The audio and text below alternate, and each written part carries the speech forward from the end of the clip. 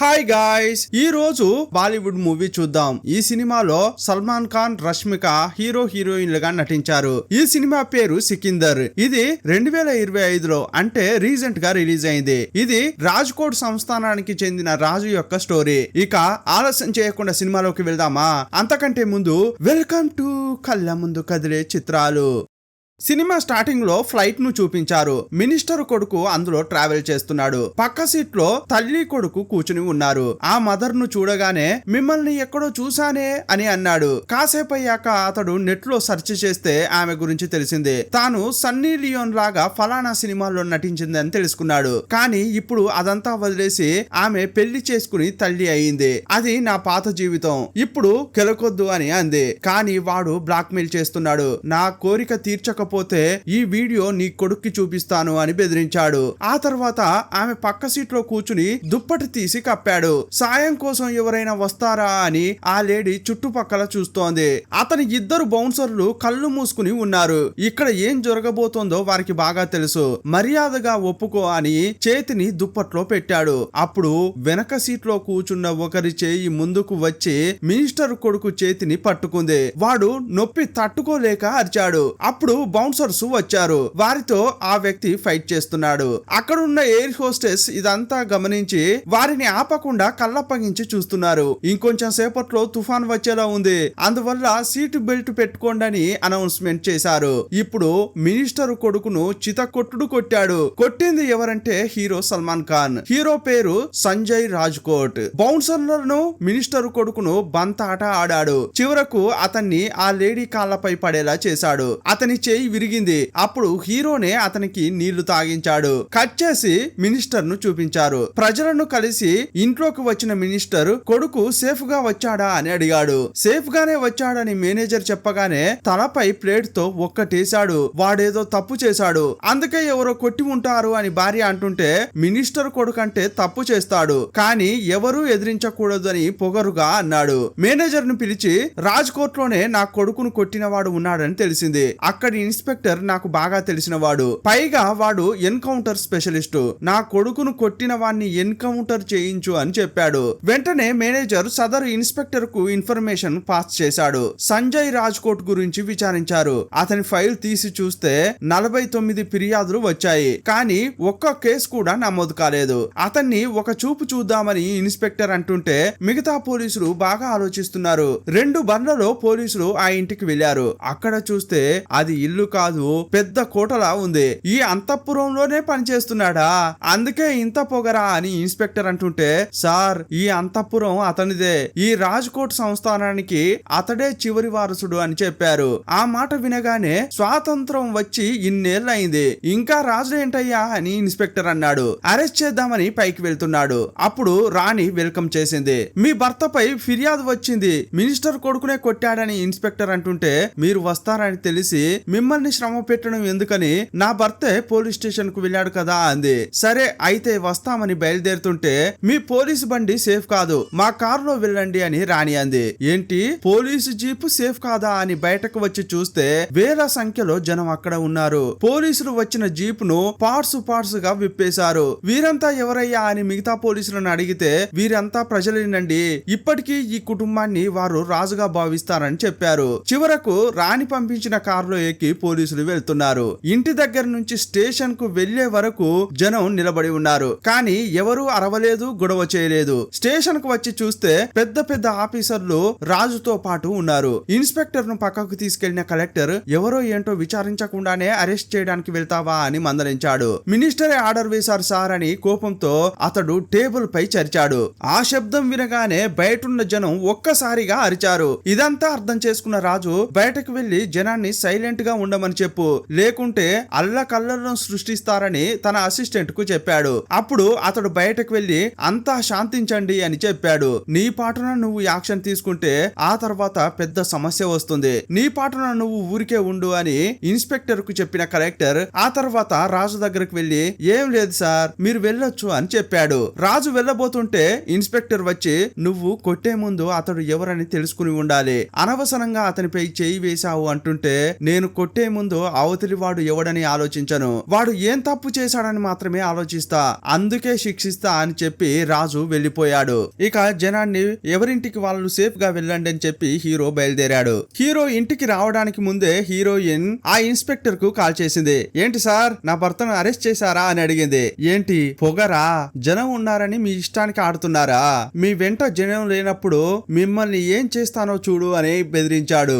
నీ వల్ల అయితే టచ్ చేసి చూడవయ్యా అని రాణి అంది. రాజు ఇంటికి రావడంతో ఫంక్షన్ లాగా ఏర్పాటు చేశారు. వాళ్ళంతా సంతోషంగా వేడుక చేసుకుంటుంటే దూరంగా ఉండి ఇన్స్పెక్టర్ ఇదంతా చూస్తున్నాడు. జనం ఎందుకు ఇంత ఆదరణ చూపిస్తున్నారు, వీరంతగా ఏం చేస్తున్నారు అని అడిగాడు. అప్పుడు పక్కనున్న ఆఫీసర్ ఏం చెప్తున్నాడంటే, ఈ చుట్టుపక్కల ఈ రాజుకు 3000 ఎకరాల భూమి ఉండేది. భూమి లేని పేదలకు అతడు భూమిని పంచాడు. అంతేకాదు పేదలకు ఇల్లు కూడా కట్టించాడు. ఒక్కో ఇంటికి సోలార్ ప్యానెల్ పెట్టించి మరీ విద్యుత్ ఇప్పిస్తున్నాడు. అందువల్లే జనానికి అతడంటే పిచ్చి అని ఆఫీసర్ చెప్పాడు. హీరోను చంపాలని ఇన్స్పెక్టర్ స్కెచ్ చేశాడు. అప్పుడు ఎవరో ఈ విషయం రాణికి ఫోన్ చేసి చెప్పారు. అప్పుడు ఆమె అంతా నేను చూసుకుంటా అంది. ఇప్పుడు రాజు రాణి కారులో బయటకు వెళ్తున్నారు. వెళ్లేటప్పుడు రాణి ఎవరికో కాల్స్ చేస్తోంది, మెసేజ్లు పంపిస్తోంది, లొకేషన్ కూడా షేర్ చేస్తోంది. ఇదంతా రాజు గమనించట్లేదు.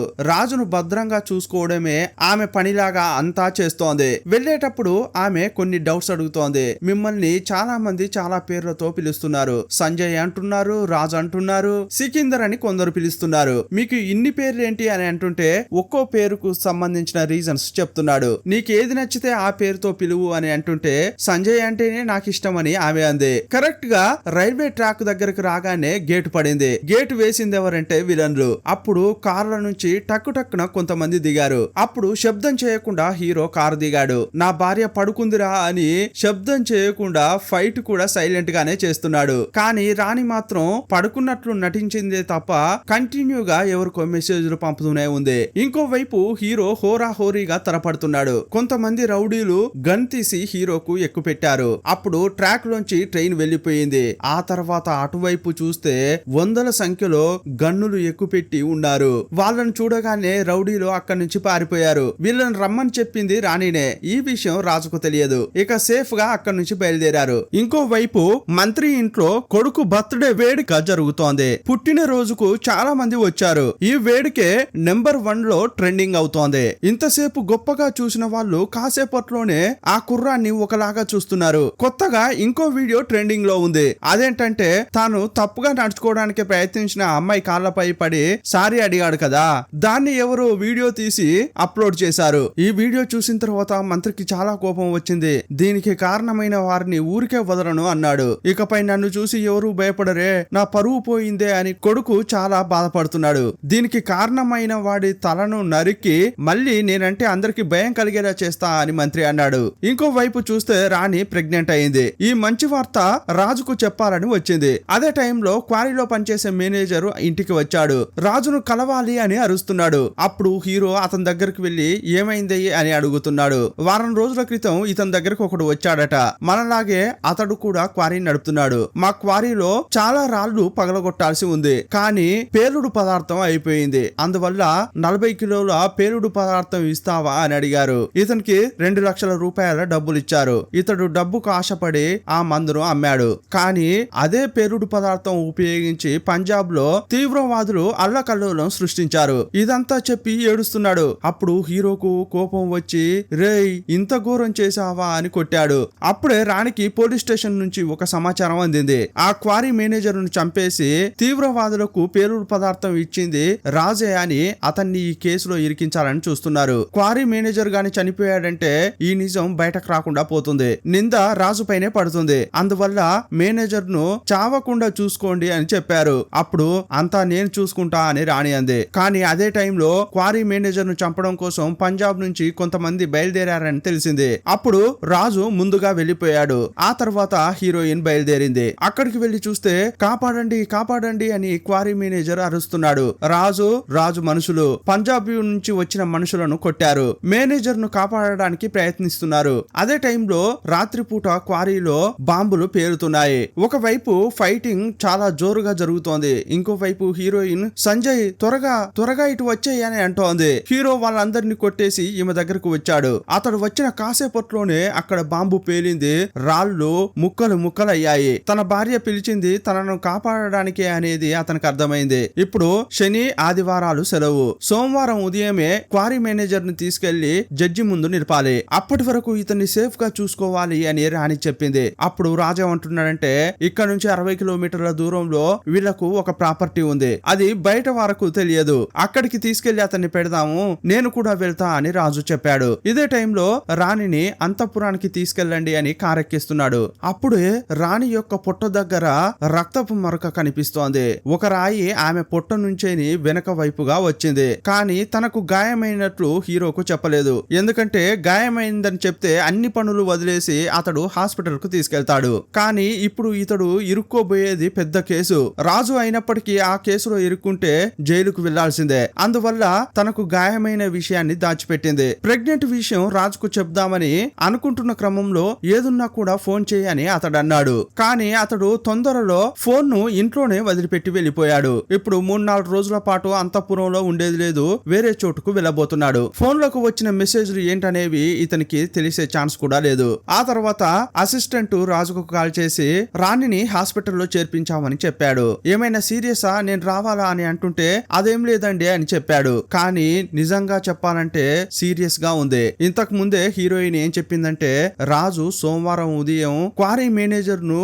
న్యాయమూర్తి దగ్గర నిలిపేంత వరకు ఈ విషయం చెప్పకూడదని అంది. ఇక సోమవారం ఉదయం క్వారీ మేనేజర్ ని తీసుకెళ్లి న్యాయమూర్తి ముందు నిలిపారు. అతడు నిజమేంటనేది చెప్పాడు. ఈ కేసులోంచి హీరో బయటపడ్డాడు. కానీ ఇంకోవైపు రాణి చనిపోయింది. ఈ విషయం తెలుసుకుని రాణి దగ్గరకు వచ్చిన హీరో బాగా ఏడ్చాడు. ఇంట్లోనే ఫోన్ వదిలి వెళ్లిపోయాడు కదా, లేడీ అసిస్టెంట్ దాన్ని తీసుకొచ్చి ఇచ్చింది. ఆ ఫోన్ ను చూశాడు. ఆ మెసేజ్లు చూసిన తర్వాతే తాను ప్రెగ్నెంట్ గా ఉన్నది, తనకు చెప్పడానికి ప్రయత్నించిన విషయం అంతా తెలుసుకున్నాడు. తాను చనిపోతే అవయవ దానం చేయాలని ఇంతకు ముందే హీరోయిన్ సైన్ చేసింది. అందువల్ల ఆమె అవయవాలు వేరే వాళ్లకు అమర్చారు. కొన్ని రోజులకు రాజు డాక్టర్ కు కాల్ చేశాడు. నా భార్య యొక్క అవయవాలు దానం చేశారు కదా, వాటిని ఎవరెవరికి అమర్చారో వారి డీటెయిల్స్ కావాలి అని అడిగాడు. రాజే అడగడంతో డాక్టర్ ఇచ్చాడు. కానీ ఏమన్నాడంటే, ఎట్టి పరిస్థితుల్లో ఈ విషయం బయటకు చెప్పకూడదు, బయటకి ఈ విషయం తెలిసిందంటే నా లైసెన్సే పోతుందని అన్నాడు. సరే, ఈ విషయం నీకు నాకు మధ్యలోనే ఉంటుంది, ఎవరికి చెప్పను అన్నాడు. నా భార్య అవయవాలు తీసుకున్న వాళ్ళను నేను కలవబోతున్నా అని హీరో అంటుంటే అతని అనుచరులు మేం కూడా వస్తామని అన్నారు. ఇక అంతా కలిసి ముంబైకి వెళ్లారు. ఒక హోటల్లో రీఫ్రెష్ అయిన తర్వాత ధారావికి వెళ్తున్నారు. ధారావిలో ఒక పిల్లాన్ని వెతుక్కుంటూ వచ్చారు. ఆ పిల్లాడు ఎక్కడా అని అడుగుతుంటే చెత్తకుప్ప దగ్గర ఉంటాడు చూడండి అని చెప్పారు. అక్కడికి వెళ్లి చూస్తే ఒకడు కూర్చుని ఉన్నాడు. పొట్ట దగ్గర 2 చోట్ల ఆపరేషన్ చేసినట్లు బ్యాండేడ్లున్నాయి. ఇతనికి చనిపోయిన రాణి యొక్క లంగ్స్ అమర్చారు. అతడు ఒక అనాథ. అతన్ని చూసిన హీరో, షర్టు కూడా లేదు కదా, నీకు బట్టలు కొనిస్తాను, ఆ తర్వాత హోటల్లో తిండి పెట్టిస్తాను రా అని పిలిచాడు. అప్పుడు ఆ పిల్లాడు, నాకు మాత్రం ఇప్పిస్తే సరిపోదు, ఈ ఏరియాలో ఉన్న పిల్లలందరికీ ఇప్పించాలి, ఇప్పిస్తారా అని అడిగాడు. అప్పుడు హీరో సరేనన్నాడు. వెంటనే అతడు ఆ వీధంతా తిరుగుతూ 100 మంది పిల్లలని తీసుకొచ్చాడు. అందరికీ బట్టలు కొనిచ్చాడు. అందరినీ హోటల్ కి తీసుకెళ్లి కడుపు నిండా తినిపించాడు. ఆ తర్వాత ఆ పిల్లలందరినీ తీసుకొచ్చి ధారావిలో దింపాడు. అప్పుడు అక్కడ చాలా పొగ వస్తుండడం హీరో గమనించాడు. ఒక డాక్టర్ ఆ పిల్లాన్ని చూస్తూ, రేయ్ నీకెన్నిసార్లు చెప్పానురా, ప్రతిరోజు హాస్పిటల్ కు రావాలి, ఇలా అటు ఇటు తిరగకూడదు అని చెప్పానా లేదా అంటోంది. అప్పుడు ఆ డాక్టర్ ను చూస్తూ, ఇక్కడ ఒకటే పొగ వస్తోంది ఎందుకు అని అడిగాడు. అప్పుడు ఆమె డంపింగ్ యార్డ్ దగ్గరికి అతన్ని తీసుకెళ్లింది. ముంబైలో ఉన్న చెత్తంతా తీసుకొచ్చి ఇక్కడే వేస్తున్నారు, ఇక్కడే కాలుస్తున్నారు. హాస్పిటల్లో ఉండే వేస్టేజీ కూడా ఇక్కడికే వస్తుంది, వాటన్నిటిని ఇక్కడ కాలుస్తుంటారు. ఇక్కడ నుంచి వచ్చే పొగ ద్వారా ధారావిలో ప్రతి సంవత్సరం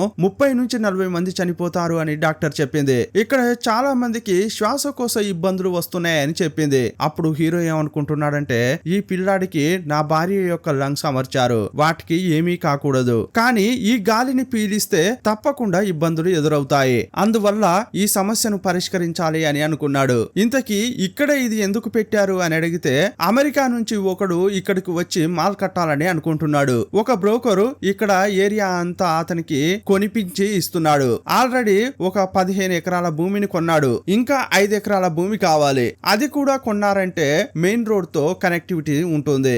ఆ 5 ఎకరాల భూమిని సేకరించడం కోసం 15 ఎకరాల్లో ఇలా చెత్తను తీసుకొచ్చి కాలుస్తున్నారు. ఈ విషయం చెప్పగానే అప్పుడు హీరో ఏమంటున్నాడంటే, వాడంతా డబ్బు కోసమే ఇదంతా చేస్తున్నట్టున్నాడు, అందువల్ల అతని ముఖాన డబ్బు కొట్టి ఈ సమస్యను పరిష్కరిద్దామని తన అసిస్టెంట్లతో హీరో చెప్పాడు. ఒకరికి బాధ్యత అప్పగించి ఇక్కడ నుంచి హీరో బయలుదేరాడు. ముంబైలో వేరే చోటుకు వెళ్లి ఒక ఇంటి తలుపు తట్టారు. అప్పుడు ఒక పెద్ద ఆయన తలుపు తీశాడు. ఇతని కోడలికే హీరోయిన్ యొక్క కన్నును అమర్చారు. తలుపు తెరవగానే అతడు ఏమంటున్నాడంటే, ఏరా వచ్చేసారా, ఆల్రెడీ ఇంట్లో ఉన్న బంగారం అంతా కుదవ పెట్టి డబ్బు తీసుకొచ్చి మీకు సెటిల్ చేశాము. కంటి పరీక్ష కోసం మీరు సాయం చేశారు, అందుకు మేం డబ్బు కూడా ఇచ్చేసాం, కానీ మళ్ళీ ఎందుకు వచ్చారు అని అరుస్తున్నాడు. అప్పుడు హీరోకి అర్థమైంది కన్ను ఆపరేషన్ కోసం వీళ్ళు చాలా ఖర్చు చేశారని. వెంటనే ఆ కుదవ పెట్టిన బంగారం తీసుకురమ్మని చెప్పి ఒక మనిషిని పంపించాడు. వీళ్ళు లోపలికి వెళ్లి కూర్చున్నారు. ఆ ఇంటి కోడలు వచ్చి వీళ్లకు కాఫీలు టీలు ఇచ్చింది. ఆ ఇంటి కోడలుగా ఎవరు నటించారంటే కాజల్. కాసేపట్లోనే కుదవ పెట్టిన నగలు వచ్చాయి, వాటిని ఇచ్చారు. యాక్చువల్ గా ఈ ఫ్యామిలీ సాంప్రదాయ కుటుంబం. ఫ్రీగా ఎవరైనా వస్తువులు ఇస్తే వీళ్ళు తీసుకోరు, కానీ ఇక్కడ ఎందుకు తీసుకుంటున్నారంటే అప్పు ఇచ్చిన వాడి అనుచరులే వచ్చి ఇదంతా ఇస్తున్నారని అనుకున్నారు. ఆ తర్వాత హీరో ఎక్కడికి వెళ్తున్నాడంటే రాణి యొక్క హార్ట్ ను ఒక అమ్మాయికి అమర్చారు. ఇంకా ఆ అమ్మాయి హాస్పిటల్లోనే ఉంది. ఆ కుటుంబాన్ని కలవడానికి వెళ్తే ఆ కుటుంబం చాలా శోక సముద్రంలో ఉంది. అదంతా చూసిన హీరో వాళ్ళు ఎందుకు ఏడుస్తున్నారు అని ఒక డాక్టర్ ని అడిగారు. రీసెంట్ గానే వాళ్ళ అమ్మాయికి గుండె మార్పిడి జరిగింది, కానీ ఆ హృదయం కొంచెం వీక్ గా ఉంది, బతికే ఛాన్స్ ఉందో లేదోనని వాళ్ళు ఏడుస్తున్నారు అని డాక్టర్ చెప్పాడు. ఆ మాట విని హీరో చలించిపోయాడు. ఆ హాస్పిటల్ కు చాలా మంది స్వామీజీలు వచ్చారు. రోగులకు ధైర్యం కలిగేలా మాట్లాడుతున్నారు. అనుచరులను అక్కడే ఉండమని చెప్పి హీరో స్వామీజీ లాగా డ్రెస్ వేసుకుని లోపలికి వెళ్ళాడు. ప్రే చేసేలా ఆ అమ్మాయి దగ్గరకు వెళ్ళాడు. గుండె మార్పిడి జరిగిన ఆ అమ్మాయి దగ్గరికి వెళ్లి నీకేం కాదు, నీకేం కాకుండా నేను చూసుకుంటా అని పెద్ద పెద్ద డాక్టర్లకు కాల్ చేస్తున్నాడు. ప్రపంచంలోనే హృదయ మార్పిడి చికిత్స చేయడానికి నెంబర్ 1 డాక్టర్ అంటూ ఉంటాడు కదా, అతనికే కాల్ చేశాడు. అతనితో వీడియో కాల్ లో మాట్లాడుతుంటే ఇక్కడున్న డాక్టర్లు ఆశ్చర్యపోయారు. అతడు ఎంత పెద్ద డాక్టర్, అతడు మీకెలా తెలుసు అని వీళ్ళు మాట్లాడుకుంటున్నారు. వెంటనే ఆ డాక్టర్లు అతనితో లైన్ లో మాట్లాడారు. అతడు చెప్తుంటే ఆపరేషన్ చేశారు. ఆపరేషన్ సక్సెస్ఫుల్ అయింది. ఇప్పుడు ఈ అమ్మాయికి ఏమీ కాదని చెప్పారు. ఇక ఈ అమ్మాయి కూడా సేఫ్ అని చెప్పి హీరో వెళ్ళిపోతున్నాడు. ఇక ఇక్కడ నుంచి రాజ్కోట్ కి వెళ్దామని టాక్సీ పట్టుకుని వెళ్తున్నారు. వాళ్ళు వెళ్తున్న క్రమంలో ఒక చోట పార్టీ మీటింగ్ జరుగుతోంది. అప్పుడు స్టేజీ పై మంత్రి మాట్లాడుతున్నాడు. ఆ స్టేజీ దగ్గరే కొడుకు కూడా ఉన్నాడు. అప్పుడు అతను ఏమంటున్నాడంటే ఎవరో ఒక అబ్బాయి ఫ్లైట్ లో ఒక అమ్మాయి కాళ్ళపై పడ్డాడు. అతని ముఖాన్ని ఏఐ ద్వారా నా కొడుకు యొక్క ముఖంగా మార్చారు. ఇదంతా ప్రతిపక్షాల కుట్ర అని మాట్లాడుతుంటాడు. అప్పుడు ఒక కానిస్టేబుల్ హీరో యొక్క ముఖాన్ని చూసి ఆ కుర్రాడికి కాల్ చేసి నిన్ను కొట్టిన వాడు ఇక్కడే ఉన్నాడని చెప్పాడు. చేచా అతడు ఇక్కడ ఉండడానికి ఛాన్సే లేదు, నువ్వు వేరే ఎవరినో చూసి ఉంటావు అని మంత్రి కొడుకు అన్నాడు. కానీ కాసేపట్లోనే రాజ్కోట్ లో ఉండే ఇన్స్పెక్టర్ నుంచి కాల్ వచ్చింది. అతడు ముంబైకి వచ్చినట్లు విన్నాను. అతని సెల్ టవర్ ను ట్రాక్ చేసినప్పుడు మీ పార్టీ మీటింగ్ జరుగుతోంది, ఆ చుట్టుపక్కలే చూపిస్తోందని చెప్పాడు. వెంటనే మళ్ళీ కానిస్టేబుల్ కు కాల్ చేసి ఆ టాక్సీ ఎక్కడ ఉందని అడిగాడు. అప్పుడు కెమెరాలన్నీ హీరో వైపు ఫోకస్ చేశాయి. పెద్ద డిస్ప్లేలో టాక్సీలో హీరో కూర్చుని ఉండడం ఫోకస్ చేశారు. అప్పుడు టీవీలో హీరోను మంత్రి చూశాడు, కొడుకు చూశాడు. మంత్రి మాట్లాడుతూనే ఒక పేపర్ పై రాసిచ్చాడు వాణ్ణి చంపేయని. అప్పుడు వెంటనే మంత్రి కొడుకు హీరోను ఊరికే వదలకూడదని వెంబడిస్తున్నాడు. వెంటనే మంత్రి కొడుకు టాక్సీలో ఉన్న హీరోను పట్టుకోవడానికి వస్తున్నాడు. అప్పుడు టాక్సీ వేగంగా వెళ్లిపోతోంది. ఇక వీళ్ళ వెనకే పడుతున్నారు. టాక్సీ డ్రైవర్ స్లోగా నడుపుతుంటే డ్రైవర్ సీట్ కి హీరో వచ్చాడు. వేగంగా కారును నడుపుతున్నాడు. వీళ్ళు వెళ్తుంటే మంత్రి కొడుకు పెట్రోల్ బాంబులు వేస్తున్నాడు. అతడు అవి విసురుతుంటే హీరో తప్పించుకుంటున్నాడు. ఒకనొక సమయంలో మంత్రి కొడుకు పెట్రోల్ బాంబు వేస్తుంటే అది పొరపాటున అతని కారులోనే పడింది. లోపల ఉన్న వారంతా కాలిపోయారు. ఈ ప్రమాదంలో మంత్రి కొడుకు చనిపోయాడు. మేనేజర్ ఈ విషయం చెప్పగానే మంత్రి షాక్ అయ్యాడు. ఇంకో వైపు ట్రైన్ లో రాజ్కోట్ వైపు హీరో వెళ్తున్నాడు. వీళ్ళు వెళ్తున్న క్రమంలో అందరి ఫోన్లు మోగుతున్నాయి. అప్పుడు అసిస్టెంట్ ఫోన్ తీశాడు. హీరో అడుగుతున్నాడు కాల్ చేసింది మంత్రి నేనా అని. అవుననగానే ఫోన్ తీసుకున్నాడు. హెచ్చరించడానికి కాల్ చేశాడేమో అని హీరో అనుకున్నాడు. కానీ మంత్రి మాట్లాడుతుంటేనే తెలిసింది అతని కొడుకు చనిపోయాడని. అప్పుడు హీరో ఇదిగో చూడండి, మీ కొడుకు నన్ను చంపడానికి వచ్చాడు, పెట్రోల్ బాంబు నాపై వేయబోయాడు, అది అతని కారులోనే పడింది. ఇది అనుకోకుండా జరిగిన సంఘటన. నా భార్య చనిపోవడానికి కారణం మీరు కాదు, అలాగే నీ కొడుకు చనిపోవడానికి కారణం నేను కాదు. ఈ రెండు కూడా విపత్తులే, అందువల్ల మనసులో పెట్టుకోకుండా వదిలేయండి అన్నాడు. ఇంకోవైపు ఇన్స్పెక్టర్ అంతఃపురానికి వెళ్ళాడు. మినిస్టర్ యొక్క కొడుకు చనిపోయాడు, అతన్ని చంపడం కోసమే కదా మీ రాజు ముంబైకి వెళ్ళాడు అని అంటున్నాడు. అక్కడున్న అసిస్టెంట్ లేదు లేదు, ఆయన అందుకోసం వెళ్ళలేదు, రాణి యొక్క అవయవాలు తీసుకున్న వారు ఎలా ఉన్నారు, వాళ్ళను చూడడం కోసమే వెళ్ళాడు అని చెప్పింది. ఈ విషయం ఇప్పుడు మంత్రికి కూడా వెళ్ళింది. ఆ విషయం తెలిసిన తర్వాతే మంత్రి హీరోకు కాల్ చేశాడు. ఇప్పుడు ఏమంటున్నాడంటే, నీ భార్య మరణం నా కొడుకు మరణం ఒక్కటి కాదు. నా కొడుకు చనిపోయిన తర్వాత కాలి బూడిదయ్యాడు, కానీ నీ భార్య కొందరి శరీరంలో ఇంకా ప్రాణాలతో ఉంది కదా, ఆ ప్రశాంతత నీకుంటుంది కదా, దాన్ని సర్వనాశనం చేస్తాను, వాళ్ళను కూడా చంపేస్తాను అని బెదిరిస్తున్నాడు. కానీ హీరో వచ్చే ముందే ఏం చేశాడంటే, ఒక అతడికి బ్యాగు నిండా డబ్బిచ్చి అవయవ దానం చికిత్స కోసం కొంతమంది అప్లై చేసుకుంటారు. ఏ అవయవాలు కావాలని ఎవరైతే ముందుగా అప్లికేషన్ పెట్టుకుంటారో ఫస్ట్ వచ్చిన వారికి ఫస్ట్ గా ఇస్తుంటారు. అంతేకాదు ఎవరికి అవయవ దానం చేశారో కూడా ఇంకో లిస్ట్ ఉంటుంది. ఆ లిస్టులో అవయవ దానం చేసుకున్న వారి లిస్టులో ఈ ముగ్గురు పేర్లు ఉంటాయి కదా, వారి పేర్లను తీయించాడు. వారిని చంపేస్తా అంటున్న మంత్రికి ఆ ముగ్గురు ఎవరనేది తెలియదు. వారిని కనిపెడతా అని అంటుంటే, వాళ్ళను చంపకుండా నేను అడ్డుకుంటా అని హీరో అన్నాడు. అప్పుడు ట్రైన్ ను ఆపి మళ్ళీ వీళ్ళంతా ముంబైకే వెళ్లారు, ధారావికి వెళ్లారు. ఇప్పుడే ఆ పొగ వల్ల ఒక అతడు చనిపోయాడు. అయినా కూడా ఆపకుండా చెత్త కుప్పని తీసుకొచ్చి కాలుస్తున్నారు. ఇంకా డెడ్ బాడీ శ్మశానానికి కూడా వెళ్ళలేదు. అప్పుడే ఇలా ఇంత దుర్మార్గం చేస్తున్నారే అని ఒక పెద్ద ఆయన వాళ్ళను నిలదీశాడు. అప్పుడు ఆ పెద్ద ఆయనను తన్నారు. అదే టైంలో హీరో అక్కడికి వెళ్ళాడు. ఆ గ్రూప్ ను పిచ్చ కొట్టుడు కొట్టాడు. ఇంకోవైపు మంత్రి పోలీసులను పిలిపించాడు. అవయవాలు అమర్చుకున్న వారెవరు, వాళ్ళ డీటెయిల్స్ ఏమైనా దొరికాయా అని అడుగుతుంటాడు. అప్పుడు పోలీసులు ఏమంటున్నారంటే, ఎవరో హ్యాకర్ వాళ్ళ డీటెయిల్స్ ను మొత్తం లేకుండా చేశాడు, కనిపెట్టలేకపోతున్నామని చెప్పారు. అయితే ఆ రాజాకు సంబంధించిన కొంతమందిని తీసుకొచ్చి బాగా కొట్టండి, వాళ్ళని హింసిస్తే నిజాలు వాటంతట అవే బయటికి వస్తాయని చెప్పాడు. ఆ తర్వాత హీరో కాజల్ యొక్క సమస్య పరిష్కరించడానికి వచ్చాడు. కాజల్ ఇప్పుడు మెట్టినింట్లో లేదు, పుట్టినింట్లో ఉంది. ఎందుకంటే తాను పని చేయాలి, సొంత కాళ్లపై నిలబడాలనేది ఆమె కోరిక.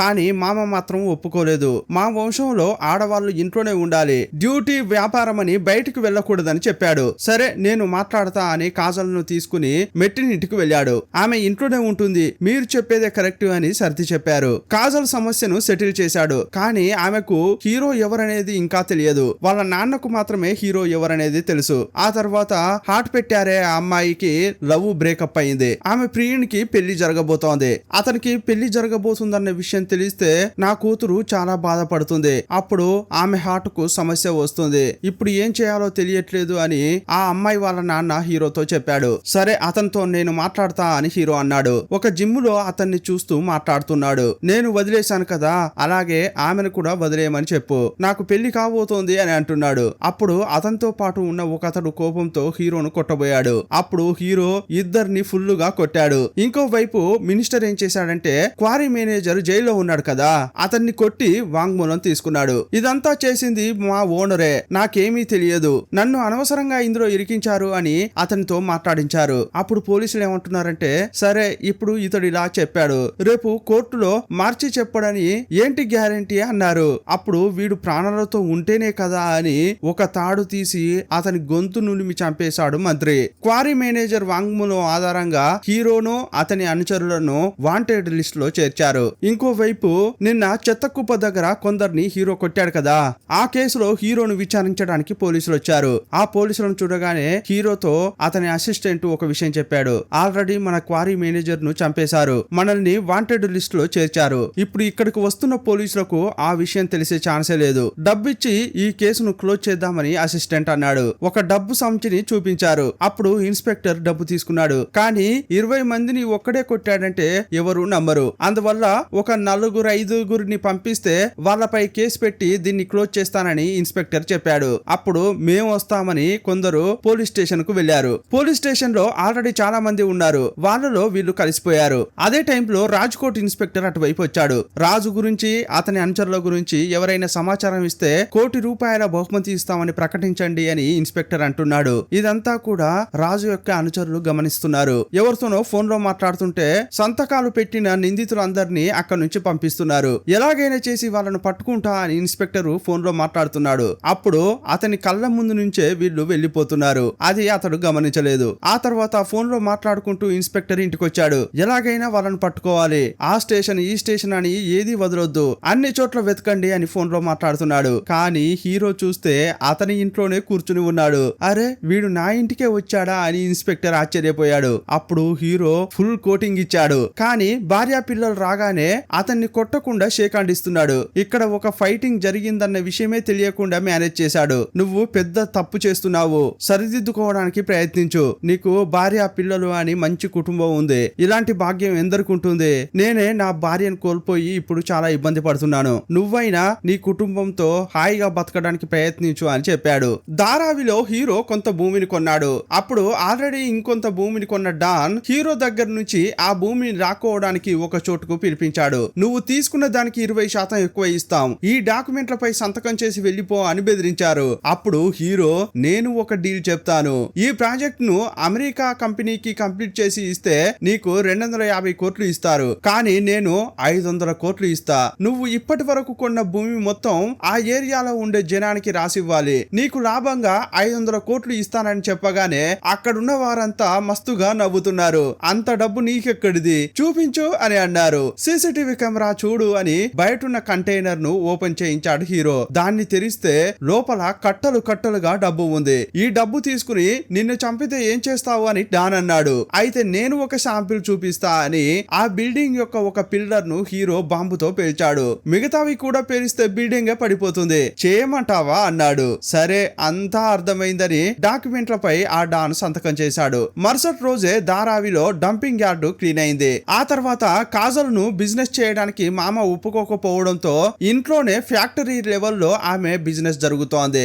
ఆర్డర్ల మీద ఆర్డర్లు రావడంతో ఇల్లు కూడా సరిపోవడం లేదు. లోన్ తీసుకుని ఆఫీస్ పెడితేనే ఇప్పుడున్న ఆర్డర్లను కరెక్ట్ గా కంప్లీట్ చేయగలం అని కాజల్ అంది. పిల్లలను కలిసిన హీరో మీకెవరంటే ఇష్టం అని అడిగాడు. వాళ్ళు అమ్మ అన్నారు, నాన్న అన్నారు, బామ్మ అన్నారు, ఆ తర్వాత అత్త మామ అన్నారు. చివరకు హీరో అంటే కూడా ఇష్టమే అని అన్నారు, కానీ తాత పేరు చెప్పట్లేదు. అప్పుడు కాజలే చెప్తోంది తాత పేరు చెప్పండి అని, కానీ పిల్లలు చెప్పట్లేదు. ఇదంతా విన్న తర్వాత ఆ తాత చాలా ఫీల్ అయ్యాడు. పిల్లలో ఈ ఇంట్లో ఉండే మహిళలో వాళ్ళ రక్షణ కోసం బయటకు వెళ్ళకూడదనేది నా ఉద్దేశం. వాళ్ళు బాగుండాలని చెప్పే నేను ఇంట్లోంచి బయటకు వెళ్ళకూడదని అనుకుంటున్నాను, కానీ నన్నే వీళ్ళు విలన్ లాగా చూస్తున్నారు. అప్పుడు హీరో, మీరు వారి మంచి కోసం అని చెప్పి వాళ్ళను ఇంట్లో బందీలుగా చేస్తున్నారు, కానీ వారికి స్వతంత్రం ఇవ్వడం మర్చిపోయారు. అందువల్లే మీపై అంత కోపం అని అర్థమయ్యేలా చెప్పాడు. అప్పుడు అర్థం చేసుకున్న అతడు ఇంట్లోకి వెళ్లి ఇంటి పత్రాలు తీసుకొచ్చి పెట్టాడు. దీన్ని కుదవ పెడతారో అమ్ముతారో నాకైతే తెలియదు, కానీ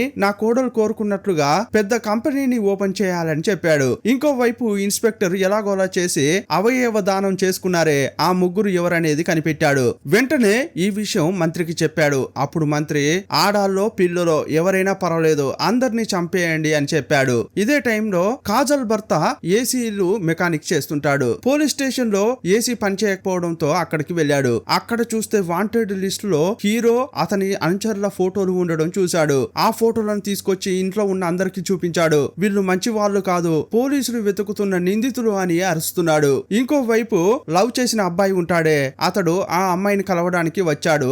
అప్పుడు హీరో ఆపాడు. అతడు అరుస్తుంటే నోరును నొక్కుతున్నాడు. అప్పుడు గర్ల్ ఫ్రెండ్ బయటకు వచ్చింది. నా లవ్వర్ నన్ను కలవడానికి వచ్చాడు, ఆపడానికి మీరెవరు అని హీరోను తిట్టింది. అతడు వచ్చిందే నీకు బ్రేకప్ చెప్పి నీ మనసు నొప్పించడానికి అని వాళ్ళ నాన్న చెప్తుంటే, ఏదైనా కానీ నేను అతన్ని ప్రేమించాను కదా, అతన్ని ఆపకూడదు అని అంటోంది. ఇంకోవైపు కాజల్ వాళ్ళ నాన్న ఈ ఇంటికి వచ్చాడు. నువ్వు డాక్టర్ అని ఒక అబ్బాయిని తీసుకొచ్చావే, వాడు డాక్టర్ కాదు, టెర్రరిస్ట్ అని తెలిసింది. అతనితో మనం కనెక్షన్ లో ఉంటే మనల్ని అందరినీ తీసుకెళ్లి జైల్లో వేస్తారు. అతని కనెక్షన్ కట్ కావాలి, అతనితో ఏ సంబంధం ఉండకూడదు అని ఆ మామ అన్నాడు. అప్పుడు కాజల్ వాళ్ళ నాన్నకు కోపం వచ్చింది. నువ్వు క్రిమినల్ తీవ్రవాది అని చెప్తున్నావే, అతడెవరో తెలుసా? రాజ్కోట్ సంస్థానం యొక్క చివరి రాజు. అతడు తలుచుకుంటే ఊర్లకు ఊర్లే కొనగలడు. అనుమానంగా ఉందా? అయితే అతని పేరుతో గూగుల్లో సెర్చ్ చేయండి అని అన్నాడు. అప్పుడు అంతా మొబైల్ తీసి గూగుల్లో సెర్చ్ చేశారు. ఇతడు చెప్పిందంతా నిజమేనని తెలుసుకున్నారు. మరి ఆ లెవెల్లో ఉండే మనిషి మన కోసం ఇక్కడికి వచ్చి ఎందుకు సాయం చేస్తున్నాడో తెలుసా? ఎందుకంటే నా కూతురికి అవయవ దానం చేసింది ఎవరంటే ఆయన భార్యనే. ఆయన భార్య కళ్ళనే నా కూతురికి అమర్చారు. నా భార్య యొక్క కళ్ళను ఎవరైతే పెట్టుకున్నారో వాళ్ళను చూడాలి, వాళ్ళ జీవితం బాగుండాలి, వాళ్ళను సెటిల్ చేయాలన్న ఉద్దేశంతో ఇక్కడికి వచ్చాడు. ఇదే టైంలో ఇంకోవైపు ఆ గర్ల్ ఫ్రెండ్ కు కూడా హీరో యొక్క అనుచరులు మొత్తం విషయం చెప్పారు. అప్పుడు ఆమె అర్థం చేసుకుని హీరోను హత్తుకుని నన్ను క్షమించండి అంది. మీ భార్య యొక్క గుండెకు ఇకపై ఏమీ కాదు, ఏమీ కాకుండా నేను చూసుకుంటాను అని అంది. ఇంకోవైపు ధారావిలో ఉండే ఆ కుర్రాడికి ఆరోగ్యం బాగా లేకుండా పోయింది. లోకల్ హాస్పిటల్లో అతనికి చికిత్స చేస్తున్నారు. అందువల్ల వెంటనే ధారావి బెళగావిలో ఉన్న ఆ పిల్లాడితో పాటు అందరు పిల్లలను కూడా ప్రైవేట్ హాస్పిటల్ కు మార్చాడు. దుబాయ్ లో ఉన్న పెద్ద డాక్టర్ తో కన్సల్ట్ అయి ఇతనికి చికిత్స చేస్తున్నారు. అప్పుడు ఆ పిల్లాడికి కూడా నిజం తెలిసిపోయింది. ఇతని భార్య యొక్క లంగ్స్ నే నాకు అమర్చారని తెలుసుకున్నాడు. అందువల్ల హీరోని చూస్తూ ఇకపై లంగ్స్ ను జాగ్రత్తగా చూసుకుంటా అని చెప్పాడు. ఈ లోపలే ఆ ముగ్గురు ఎవరనేది విలన్లకు తెలిసిపోయింది కదా. వాళ్ళు ఈ ముగ్గురిని కిడ్నాప్ చేసే ప్రయత్నంలో ఉన్నారు. ఈ విషయం కాజల్ కుటుంబానికి తెలిసింది. అందువల్ల కుటుంబం అంతా కారులో ఎస్కేప్ అవుతున్నారు. విలన్లు వెతుక్కుంటూ వచ్చిన 3 చోట్ల కూడా మనుషులు లేరు. ఇదే టైంలో హార్ట్ తీసుకున్న అమ్మాయి ఉంటుంది. ఆమె యొక్క ఫ్రెండ్ యూట్యూబ్ లో ఒక వ్లాగ్ చేస్తోంది. రాజ్కోట్ సంస్థానానికి చెందిన రాజు చాలా సాయం చేస్తున్నాడు. అతని వైఫ్ యొక్క హృదయాన్ని నా ఫ్రెండ్ కే పెట్టారు. రాజు చేస్తున్న సాయం అతని భార్య అవయవాలు ఎవరెవరికి పెట్టారో ఆ విషయం అంతా ఆమె చెప్పింది. ఆ వీడియో ట్రెండింగ్ లోకి వచ్చింది. వాళ్ళు ఉండే హాస్పిటల్ తో సహా ఇన్స్పెక్టర్ కు మంత్రికి తెలియవచ్చింది. ఇంకోవైపు దుబాయ్ నుంచి డాక్టర్ రావాలట. ఆ కుర్రాడికి చికిత్స చేయాలట. ఎయిర్పోర్ట్ కు వెళ్లి డాక్టర్ ను పికప్ చేసుకోవాలని హీరో యొక్క అనుచరులు మాట్లాడుకుంటున్నారు. ఇంకోవైపు మంత్రి రౌడీలకు ఫోన్ చేసి హాస్పిటల్ కు వెళ్ళండి, అక్కడే అంతా ఉన్నారు, అందరినీ చంపేయండి అని చెప్పాడు. అక్కడ ఏం జరిగినా కూడా అటువైపు పోలీసులు రారు. అదంతా నేను చూసుకుంటా అని మంత్రి చెప్పాడు. డాక్టర్ ను పికప్ చేసుకోవడానికి హీరో ఎయిర్పోర్ట్ కు వెళ్ళాడు. ఇంకోవైపు కాజల్ యొక్క ఫ్యామిలీ హాస్పిటల్ కు వచ్చింది. అక్కడ హీరో యొక్క అనుచరులు కొంతమందే ఉన్నారు. మీరేం భయపడకండి, మిమ్మల్ని జాగ్రత్తగా చూసుకుంటామని వారు చెప్పారు. కానీ రౌడీలు ఇటువైపు వస్తున్నారని తెలియగానే హాస్పిటల్ యొక్క గేట్ ను మూసేశారు. వెంటనే ఒక అనుచరుడు రాజుకు కాల్ చేసి విషయం చెప్పాడు. ఇక్కడికి సుమారుగా 500 మంది రౌడీలు వచ్చారు అని చెప్పగానే నేను వచ్చే వరకు వాళ్ళను ఎలాగైనా అడ్డుకోండి అని చెప్పాడు. ఇప్పుడు ఆ రౌడీలు బండ్లతో గేట్లను ఢీకొట్టి ఓపెన్ చేశారు. బయట గేటు ఓపెన్ అయింది, లోపల ఇంకో గేటు ఉంది.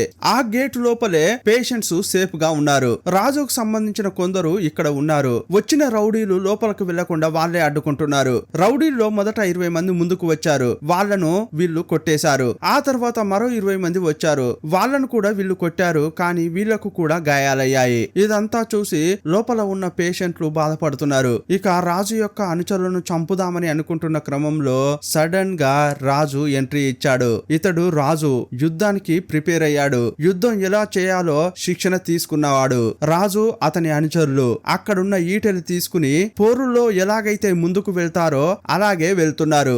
ఎదురుగా వచ్చిన వారందరినీ చంపిపడేస్తున్నారు. ఇక పెద్ద ఫైట్ జరిగింది. కొందరు పేషెంట్ల వైపు వెళ్తుంటే ఈటలు విసిరేసి వాళ్ళను చంపుతున్నారు. ఇంకో వైపు డాక్టర్ ఎయిర్పోర్ట్ కు వచ్చాడు. కానీ అధికారులు అతన్ని పక్కకు తీసుకెళ్లారు. ఈ మధ్యలోనే రాజుకు సంబంధించిన స్టోరీ ప్రజల మధ్యలో వైరల్ అయింది. ఈ రాజు చేస్తున్న సాయం, అవయవ దానం గురించి న్యూస్ లో పెద్ద ఎత్తున చర్చిస్తున్నారు. అందరూ కూడా ఈ న్యూస్ ను చూసి పాపం రాజు మంచి పనులు చేస్తున్నారు కదా అనుకుంటున్నారు. ఇప్పుడు మంత్రి తన అధికారాన్ని ఉపయోగించి ఈ డాక్టర్ ఆ పిల్లాడికి వైద్యం చేయకూడదని చెప్పి ఇమిగ్రేషన్ లో ఏదో ప్రాబ్లం ఉందని ఎయిర్పోర్ట్ లోనే ఆపించాడు. అది కూడా న్యూస్ లో వస్తోంది. ఇంకోవైపు ఆ కుర్రాడు ప్రాణాలతో పోరాడుతున్నాడు. ఇప్పుడు ఈ పిల్లాడు బతకాలంటే డాక్టర్ రావాలి, వైద్యం చేయాలి. కానీ ఆ డాక్టర్ ఎయిర్పోర్ట్ లోనే ఇరుక్కుపోయాడనేది హీరోకు తెలియవచ్చింది. ఆ తర్వాత పోలీసులంతా ఇటువైపు వస్తున్నారు. అప్పుడు హీరో ఆ మంత్రి తన అధికారాన్ని దుర్వినియోగం చేస్తున్నాడు, పిల్లల ప్రాణాలతో చెలగాటం ఆడుతున్నాడు,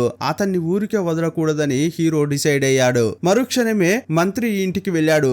గేట్ కు బాంబు పెట్టి అది పేలిపోగానే లోపలికి ఎంట్రీ ఇచ్చాడు. సెక్యూరిటీస్ వీళ్ళను కాల్చడానికి వస్తుంటే వాళ్ళను ఎదిరించి ముందుకు సాగుతున్నాడు. ఆ ఇంటి మెయిన్ డోర్ ను పగలగొట్టి హీరో లోపలికి వెళ్ళాడు. మంత్రి గన్ తీసి హీరోను కాల్చడానికి ప్రయత్నిస్తున్నాడు. కానీ హీరో తప్పించుకుంటూ అతని ముందుకు వెళ్ళాడు. మంత్రిని చూస్తూ ఆ కుర్రాడికి ఇప్పుడు ఆపరేషన్ జరగాలి, నువ్వు అనుకున్నట్లుగా ఆ పిల్లాడు ఇప్పుడు చావడు, ఆ డాక్టర్ ఇంకా ఎయిర్పోర్ట్ లోనే ఉండడు, ఆల్రెడీ డాక్టర్ హాస్పిటల్ కు వచ్చాడు, ఆ పిల్లాడికి ఆపరేషన్ చేసి కాపాడాడు అని చెప్పాడు. యాక్చువల్ గా ఏం జరిగిందంటే ఢిల్లీలో ఉన్న విదేశాంగ శాఖ మంత్రికి హీరో కాల్ చేశాడు. డాక్టర్ ను ఎలాగైనా చేసి హాస్పిటల్ కు రప్పించాలని హెల్ప్ అడిగాడు. అందువల్ల అతడు సాయం చేశాడు. ఇదంతా విన్న మంత్రి ఇప్పటికీ మించిపోయింది ఏమీ లేదు, ఇంకో రోజైనా ఆ ముగ్గురిని నేను చంపేస్తా అన్నాడు. వాళ్ళు చచ్చే వరకు నా కొడుకు ఆత్మ శాంతించదు, వాళ్ళను చంపుతా అంటుంటాడు. అప్పుడు హీరో ఆ మంత్రిని ఫుల్లుగా కొట్టాడు. ఇదిగో చూడు, అనవసరంగా నాతో తలపడి నన్ను రెచ్చగొట్టి నేను కూడా పాలిటిక్స్ లోకి వచ్చేలా చేయకు,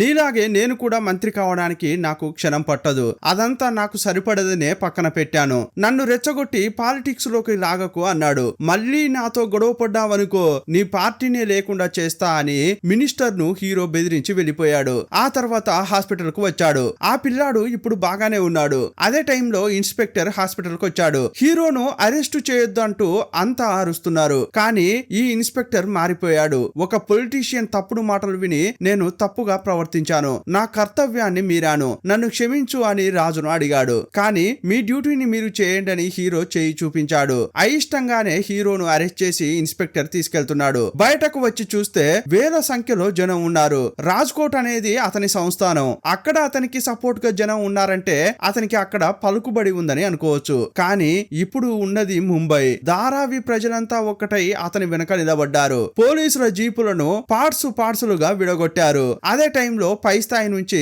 కాల్ వచ్చింది. నిజమేంటో తెలిసిపోయింది. ఆయనను అరెస్ట్ చేసి ఉద్రిక్తతలకు దారితీయొద్దు, రాజును వదిలేయండి అని ఆర్డర్ వేశారు. అప్పుడు అంతా రాజును చూసి చప్పట్లు కొడుతుంటే సినిమాను ముగించారు. ఈ సినిమా ఎలా ఉందో మీ అభిప్రాయాన్ని కామెంట్ బాక్స్ లో రాయండి. మరో సినిమాతో మళ్ళీ కలుసుకుందాం. అప్పటి వరకు బాయ్ బాయ్.